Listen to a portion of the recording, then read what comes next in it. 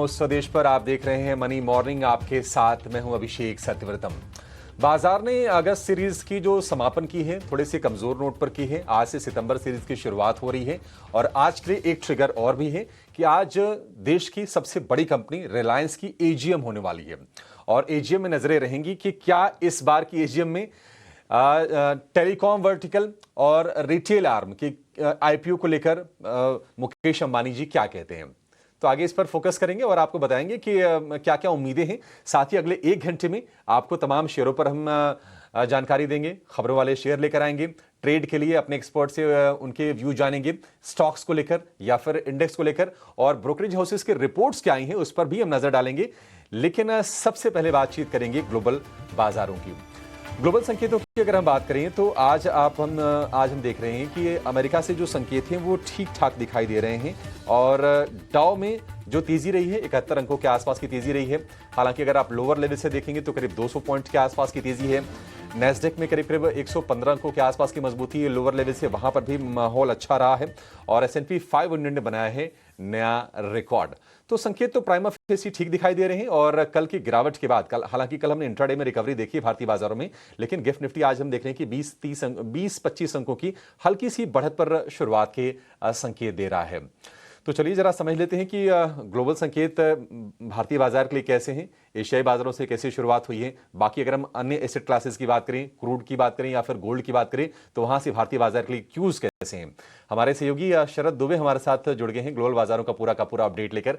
शरद, good morning. बताइए कैसे संकेत हैं आज दुनिया भर के बाजारों से। गुड मॉर्निंग अभिषेक। लगातार तीसरे दिन जो हम देख रहे हैं अमेरिकी बाजार दौड़ चुका है। जो था कल हमने देखा था एनवीडिया के नतीजे अच्छे आए थे। और उसके अलावा जो है आज सुबह जो है सुबह के डेटा आई है तो उसमें सीपीआई और जॉब्स के डेटा जो आया है वो बहुत अच्छा आया है। यानी कि इनका जो मैक्रो है जीडीपी वाले जो आंकड़े ये सब अच्छे आ रहे थे। इसके कारण क्या हुआ, इकोनॉमिक बूस्ट मिली तो रिकॉर्ड हाई लेवल्स पे जो है आपके S&P 500 चले गए हैं। नैस्डैक 115 पॉइंट्स ऊपर था। वही अगर हम बात करें S&P 500 20 और डाउ जोन्स 71 पॉइंट्स का। हालांकि थोड़ी सी कूल ऑफ ज़रूर हुई है फ्यूचर्स मार्केट्स में, पर सबसे इंपॉर्टेंट बात है कि इकोनॉमिक डेटा में जो है स्थिरता या उससे बेहतर देखने मिला है।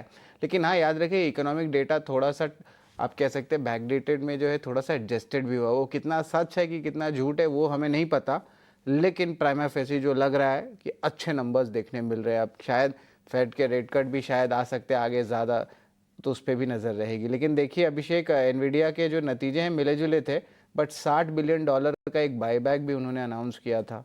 तो रिकवरी बहुत अच्छी सी हो गई है जो भी डाउन टिक आया था। और उसके अलावा जो है मौजूदा तिमाही के लिए कमज़ोर आउटलुक से जो है डील में लोग 5% लुढ़का ज़रूर था। लेकिन आज देखिए आज एक और डेटा आने वाली है मैक्रो की, पीसी के आंकड़े मासिक आधार पे 0.2% का जो बढ़त का एक्सपेक्टेशंस है और जुलाई पीसी में सालाना आधार पर 2.6% की बढ़त का जो है एक्सपेक्टेशंस रहेगा। तो ऑफकोर्स एक्सपेक्टेशंस है मैक्रो डेटा पर नेट जो भी मैक्रो डेटा यूएस में आ रहा है वो अच्छा आ रहा है, अनुमान से बेहतर आ रहा है। तो इसलिए आप जो तेज़ी है अर्निंग्स के बाद जो कहेंगे यही एक तेज़ी यूएस मार्केट्स को लिफ्ट कर रही है और धीरे धीरे डाइवर्जेंस भी देखने मिल रही है। अगस्त में अमेरिकी बाज़ारों की चाल में देखें तो डाउ जोन्स S&P 500 ये सब 3% का जो है गेंस इन्वेस्टर्स को दिए हैं। और एशियाई बाज़ार की बात करें तो मिले जुले संकेत आज भी दिखने मिल रहे हैं। निक्काई में 2 दिनों के तेज़ी के बाद ब्रेक लगा है, अभी 156 पॉइंट्स गिरा है। वही कोरिया के कोस्पी में तीसरे दिन से लगातार तेज़ी दिखने मिल रही है। लेकिन अगर बात करें एसेट्स को लेके तो खास करके कमज़ोर डॉलर से जो है सोना 5 वीक हाई पे आ गया, 5 हफ्ते के हाई लेवल्स पे आ गया है लगभग $3471 पे।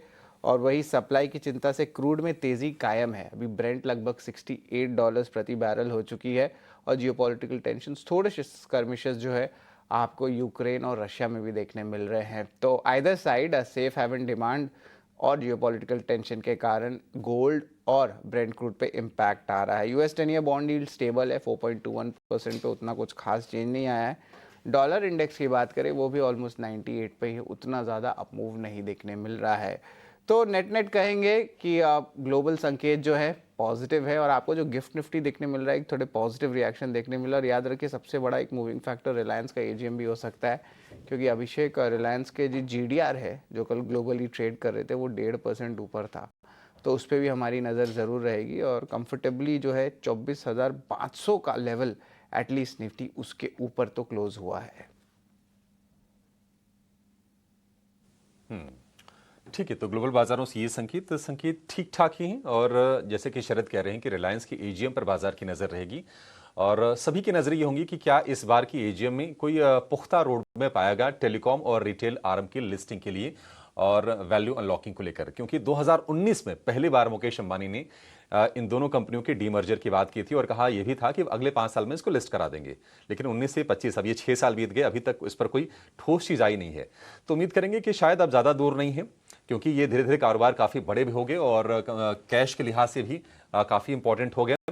तो देखते हैं, कोई रोड मैप आना तो चाहिए। बाकी जो एक नया न्यू एनर्जी बिजनेस है जिसमें कि हाइड्रोजन बैटरी वाला सारे के सारे कारोबार हैं, वो एक ग्रोथ वाला एरिया है, उसको लेकर मुकेश अंबानी क्या कहते हैं, बाजार की नजर उस पर भी रहेगी। हालांकि अगर हम शेयर की बात करें तो कल हमने लोअर लेवल से थोड़ी रिकवरी आते हुए जरूर देखी है। 1385 रुपए के भाव पर जाकर रिलायंस सपाट ही ऑलमोस्ट बंद हुआ, 1 रुपए की हल्की सी तेजी रही, लेकिन ये फोकस में जरूर रहेगा। इस पर आगे हम और भी बातचीत करेंगे। लेकिन अगर हम एफआईज और डीआईज के अगर हम आंकड़ों की बात करें, थोड़ी देर में हमारे एक्सपर्ट जुड़ जाएंगे जो बाजार पर इंडेक्स का आपको व्यू देंगे, लेकिन उसके पहले आपको बता दें कि एफआईज की जो बिकवाली है वो लगातार जारी है। कल भी हमने देखा कि 3856 करोड़ रुपए की एफआईज ने कैश में सेलिंग की है।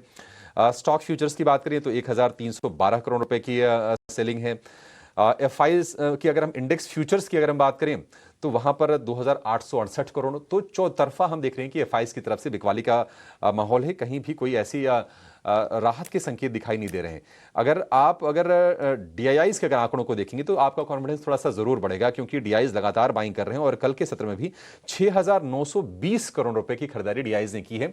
और अगर अगस्त के पूरे महीने की अब तक की अगर बात करें, आज तो अब आखिरी ट्रेडिंग सेशन हो जाएगा, लेकिन 83,000 करोड़ रुपए की भारी भरकम बाइंग की है। और ये जनवरी 2025 में जो 86,000 करोड़ रुपए की खरीदारी की थी डीआईआईज ने, यानी कि घरेलू फंड्स ने, उसके बाद के सबसे बड़े आंकड़े हैं। आज अगर मान लीजिए 3,000 करोड़ रुपए के आसपास की अगर बाइंग हो जाती है तो फिर वो इस साल की सबसे बड़ी खरीदारी मंथली बेसिस पर ये हो जाएगी। तो डीआईआईज तो सपोर्ट कर रहे हैं, एफआईज को लेकर ही माहौल थोड़ा ढीला है और हम देख रहे हैं कि लॉन्ग होल्डिंग भी फिर से वो 10% के नीचे आ गई है और ये एक चिंता का विषय भारतीय बाजारों के लिए कहीं ना कहीं बना हुआ है, एफआईज की बेरुखी, क्योंकि वो ट्रिगर के तौर पर काम करता है, वो सेंटिमेंट को भी दिखाता है। ऐसा नहीं कि सिर्फ सपोर्ट के लिहाज से हम देखते हैं कि डीआईआईज का एफआईज का पैसा है तो भारतीय बाजारों को सपोर्ट मिले, लेकिन सेंटिमेंट भी बेहतर होता है। लेकिन आज के लिए आपकी जरा हम प्लानिंग करवा देते हैं। हमारे साथ जुड़ गए हैं जाने माने टेक्निकल एक्सपर्ट